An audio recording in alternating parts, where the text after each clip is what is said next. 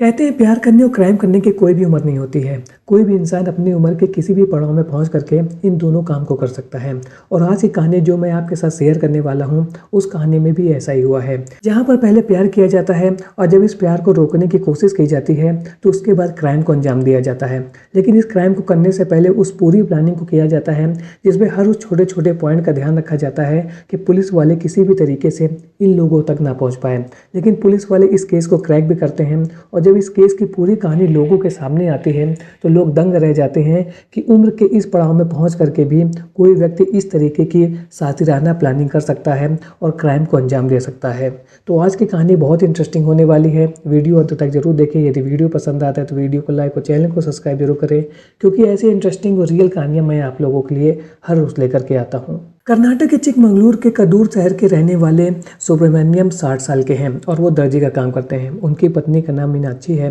और जिनकी उम्र 56 साल की है। दर्जी का काम करते हुए वो अच्छा खासा पैसा कमाते हैं और उनकी 2 बेटियां थीं जिनकी उन्होंने शादी कर दी थी और अब उनके नाती पोते भी हैं। 2 जून 2025 को सुब्रमण्यम की पत्नी मीनाक्षी कदूर पुलिस स्टेशन में पहुंचती हैं और वहां पर पुलिस वालों को बताती है कि जो उनके पति हैं सुब्रमण्यम, वो 31 मई से गायब हैं। तो पुलिस वाले तुरंत पूछते हैं कि 31 मई से गायब है और आप आज आ रहे हो? तो वो कहती है कि मैं इंतजार कर रही थी कि शायद वो अपनी रिश्तेदारी नातेदारी में गए होंगे, हो सकता है उनको वहां पर टाइम लग गया और इस वजह से वो 2 दिन से नहीं आए हुए हैं। और उनके बारे में पता करने के लिए मैंने अपने सभी रिश्तेदारों को नातेदारों को फ़ोन किया था, लेकिन जब उनके बारे में मुझे कुछ भी नहीं पता चला है तब मैं पुलिस स्टेशन में उनकी गुमशुदगी की रिपोर्ट दर्ज कराने आ गई हूँ। अब पुलिस वालों का यही कहना रहता है कि 24 घंटे का समय बीत जाए तब हम रिपोर्ट को दर्ज करेंगे, और यहाँ पर सुब्रमण्यम को गायब हुए 24 घंटे से ज़्यादा समय हो गया था। तो इसलिए पुलिस वाले तुरंत FIR लिख लेते हैं और इसके बाद सुब्रमण्यम को ढूंढना शुरू कर देते हैं। पुलिस की टीम उसकी पत्नी मीनाक्षी से ये पूछती है कि आप ये बताइए कि सुब्रमण्यम 31 मई को किस समय निकले थे। तो वो बताती है कि सुबह 9 से 10 बजे के आसपास वो अपनी जो दर्जी की दुकान है वहाँ पर सिलाई का काम करने के लिए गए थे और रोज़ वो शाम को अपने घर वापस आ जाते हैं। लेकिन 31 मई को वो घर वापस नहीं आए थे। हमें ऐसा लगा कि हो सकता है वो कहीं रिश्तेदारी में गए होंगे। हमने उनका फ़ोन भी कॉल किया लेकिन उनका फ़ोन नहीं लग रहा था। फिर मैंने वेट किया और इसके बाद अपने सभी रिश्तेदारों नातेदारों में फ़ोन करके पता किया कि कहीं सुब्रमण्यम उनके घर में तो नहीं आए हुए हैं। लेकिन हमें यही पता चला कि सुब्रमण्यम कहीं नहीं आए हुए हैं और फिर मुझे अब ये लगने लगा था कि सुब्रमण्यम कहीं चले गए हैं और इस वजह से मैं पुलिस स्टेशन आ गई हूँ कंप्लेन लिखाने के लिए। तो पुलिस की टीम को यही लग रहा था कि सुब्रमण्यम के साथ कोई ना कोई प्रॉब्लम जरूर हुई है, क्योंकि ना तो उसका कॉल लग रहा था और ना ही उसके बारे में कुछ पता चल रहा था। तो इसके बाद पुलिस वाले जो उसकी पत्नी मीनाक्षी है उसका मोबाइल नंबर ले लेते हैं और उसकी कॉल रिकॉर्डिंग को चेक करना शुरू कर देते हैं। साथ ही साथ वो लोग उसकी दुकान से शहर की ओर जितने भी रास्ते थे उन पर जितने भी CCTV कैमरे लगे हुए थे उनको चेक करना शुरू कर देते हैं। और इन्हीं CCTV कैमरे में से एक कैमरा ऐसा था जिसमें सुब्रमण्यम स्वामी 3 लोगों के साथ कार में बैठते हुए दिखाई दिए थे। और जब इन 3 लोगों के बारे में पता किया जाता है तो पता चलता है कि ये 3 लोग कोई और नहीं बल्कि प्रदीप, उसका दोस्त सिद्धेश्वर और विश्वास है। और ये जो प्रदीप था उसका उसकी दुकान में आना जाना लगा रहता था। साथ ही साथ प्रदीप उसके घर में भी आता जाता था, यानी कि प्रदीप का सुब्रमण्यम और उसकी पत्नी मीनाक्षी के साथ अच्छा रिलेशन था और उसको उनके घर में आना जाना लगा रहता था। तो लास्ट टाइम इन 3 लोगों के साथ सुब्रमण्यम को देखा गया था और वो कार में बैठ करके कहीं जा रहा था। तो इसके बाद पुलिस वालों को अब ये पता चल गया था कि जब सुब्रमण्यम गायब हुए हैं तो उस समय वो लास्ट टाइम इन 3 लोगों के साथ कार में बैठे थे। अब कार में बैठने के बाद ये लोग कहाँ गए तो इसके बारे में जब भी पता चलेगा जब प्रदीप और उसके जो 2 दोस्त हैं वो लोग पकड़ में आ जाएंगे। तो पुलिस वाले इनको ढूंढना शुरू कर देते हैं और पुलिस की कोशिश होती है, काम कर जाती है और प्रदीप और उसके जो 2 साथी थे सिद्धेश्वर और विश्वास पुलिस की गिरफ्त में आ जाते हैं। और इसके बाद पुलिस वाले जब उनसे पूछताछ करते हैं तो वो लोग बताते हैं हाँ 31 मई को सुब्रमण्यम हमारे साथ गया था और इसके बाद हमने जंगल में जाकर के शराब पार्टी की और वहाँ पर किसी बात को लेकर के हमारे बीच में लड़ाई झगड़ा हो गया और उसी लड़ाई झगड़े में सुब्रमण्यम का मर्डर हो गया। तो ये सब बातें जब पुलिस को पता चलती है तब उनको ये लग गया था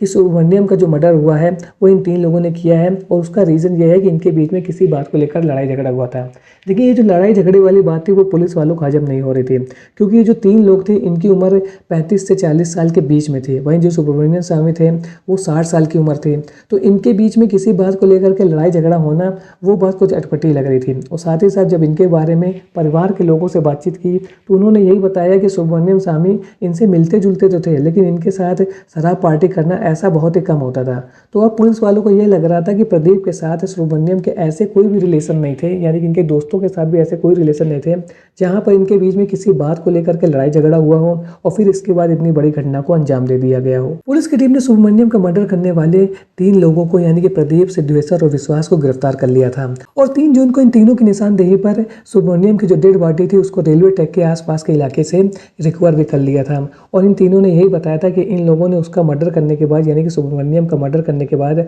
उसकी बॉडी को जलाने की कोशिश की थी, लेकिन वो पूरी तरीके से जल नहीं पाई थी और ये लोग डर करके वहाँ से फरार हो गए थे, यानी कि भाग गए थे। यानी कि अब पुलिस वालों के पास सुब्रमण्यम के हत्यारे भी थे, साथ ही साथ जो उसकी डेड बॉडी थी उसको भी 3 जून को रिकवर कर लिया था पुलिस ने। लेकिन पुलिस वालों को ये जो मर्डर के पीछे की ये जो कहानी बता रहे थे उसके बारे में पुलिस को लगातार शक हो रहा था और उनको कहीं ना कहीं ये लग रहा था कि जो मर्डर किया गया है सुब्रमण्यम का उसके पीछे की कहानी कुछ और है। लेकिन प्रदीप और उसके जो 2 दोस्त हैं वो रियल कहानी पुलिस वालों को नहीं बता रहे हैं। तो अब पुलिस के पास एक ही व्यक्ति बचा था और वो थी सुब्रमण्यम की पत्नी मीनाक्षी। पुलिस वाले उससे पूछताछ करते हैं तो उसका तो रो रो करके बुरा हाल था और उसको देख करके ऐसा ही लग रहा था कि इसको बहुत ज़्यादा दुख हुआ है, क्योंकि 60 साल की उम्र में उसके पति का इस तरीके से मर्डर कर दिया गया था और इस समय जो उसकी उम्र थी 56 साल की थी। साथ ही साथ जो उसकी 2 बेटियां थी उनकी शादी हो चुकी थी। तो उम्र के इस पड़ाव में मीनाक्षी के साथ आगे जीवन काटने वाला कोई भी नहीं बचा था, क्योंकि उसकी बेटियों की तो शादी हो चुकी थी और वो अपनी ज़िंदगी में मस्त थी। और इस बात का सबसे ज़्यादा दुख था मीनाक्षी का और वो इसी वजह से बहुत ज़्यादा रो रही थी। और उसके हालात को देख करके पुलिस वालों को यही लग रहा था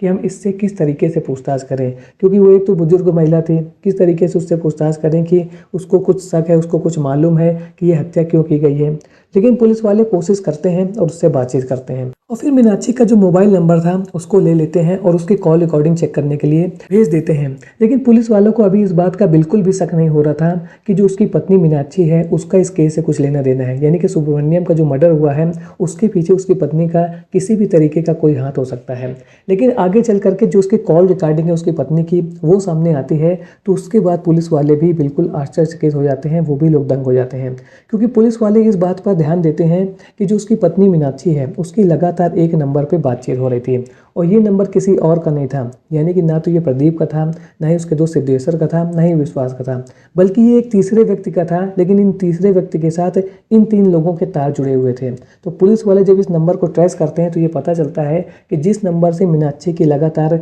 बातचीत और मैसेजेस हो रहे थे वो नंबर किसी और का नहीं बल्कि प्रदीप की माँ का था। पुलिस की टीम को यह बात पता चलती है कि मीनाक्षी प्रदीप की माँ से लगातार बातचीत कर रही थी। तो पुलिस वाले इस बात को चेक करते हैं कि कहीं प्रदीप के साथ मीनाक्षी की तो बातचीत नहीं हो रही थी। तो पुलिस को यह पता चलता है कॉल रिकॉर्डिंग चेक करने के बाद में कि इन 6 महीनों में मीनाक्षी और प्रदीप के बीच में किसी भी तरीके की कोई भी बातचीत नहीं हुई थी इनके पर्सनल मोबाइल में। लेकिन ये जो तीसरा नंबर था, यानी कि जो प्रदीप की माँ का जो नंबर था मोबाइल नंबर, उस पर लगातार मीनाक्षी की बात हो रही थी। तो पुलिस वाले जब इस नंबर को चेक करते हैं और प्रदीप से पूछताछ करते हैं तो वह बताता है कि ये जो मोबाइल नंबर है वो उसने लिए तो अपनी माँ के नाम पे लिया है, लेकिन उसका यूज़ वही कर रहा है, यानी कि प्रदीप ने अपनी माँ के नाम पर मोबाइल नंबर ले रखा था और उससे वो लगातार मीनाक्षी के कांटेक्ट में था। जब ये बात पुलिस की टीम को पता चलती है तो वो लोग प्रदीप से पूछते हैं कि तुम्हारा सुब्रमण्यम की पत्नी मीनाक्षी के साथ ऐसा क्या रिलेशन है जिसकी वजह से तुम लोग लगातार एक दूसरे से बातचीत कर रहे थे। तो इसके बाद प्रदीप वो कहानी पुलिस वालों के सामने रख देता है जो सुब्रमण्यम के मर्डर का सबसे बड़ा कारण था और जिसको ये तीनों लोग मिलकर के छिपा रहे थे।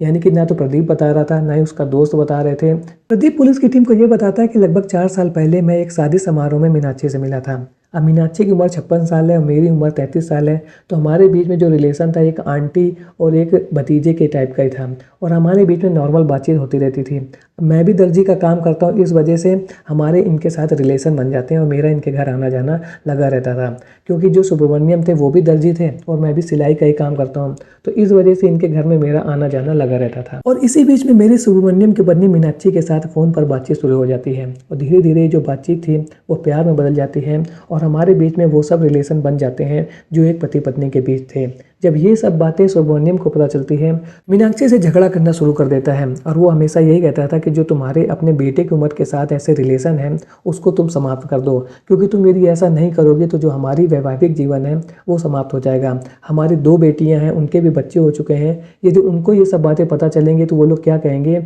और हमारे समाज में क्या इज्जत रह जाएगी। लेकिन यहाँ पर जो मीनाक्षी थी वो प्रदीप को छोड़ना नहीं चाहती थी और उसको यही लग रहा था कि भले ही वो अपने पति सुब्रमण्यम को रास्ते से हटा दे, लेकिन वो प्रदीप के साथ जो अपने प्रेम संबंध थे और जो भी उसका रिश्ता था अवैध तरीके का, वो सब उसके साथ मेंटेन रखना चाहती थी। और इसी वजह से मीनाक्षी ने प्रदीप के साथ मिलकर के एक प्लान बनाया कि वो उसके पति सुब्रमण्यम का मर्डर कर दे, जिससे उसका जो रिश्ता है वो बिना किसी रुकावट के चलता रहे। क्योंकि यहाँ पर सबसे बड़ा रुकावट उसका पति सुब्रमण्यम ही था और उसकी बेटियों की तो शादी हो चुकी थी, वो अपने घर में ही थी और उसकी बेटियों का अब उसके घर में बहुत ज़्यादा आना जाना नहीं था और वो अपनी ज़िंदगी में ही मस्त रह रही थी। और इस वजह से अब मीनाक्षी को यही लग रहा था कि यदि सुब्रमण्यम रास्ते से हट जाएगा तो उसका जो प्रेम संबंध प्रदीप के साथ चल रहा है वो बिना किसी रोक टोक के आगे चलता रहेगा। और इसी वजह से उसने प्रदीप के साथ मिल करके सुब्रमण्यम को अपने रास्ते से हटाने का प्लान बनाया था और 31 मई को इस प्लान को अंजाम भी दे दिया गया था। लेकिन एक सीसीटीवी फुटेज में सुब्रमण्यम प्रदीप और उसके दोस्तों के साथ कार में बैठता हुआ नजर आ गया था और यही एक ब्रेक थ्रू था जिसके दम पर पुलिस ने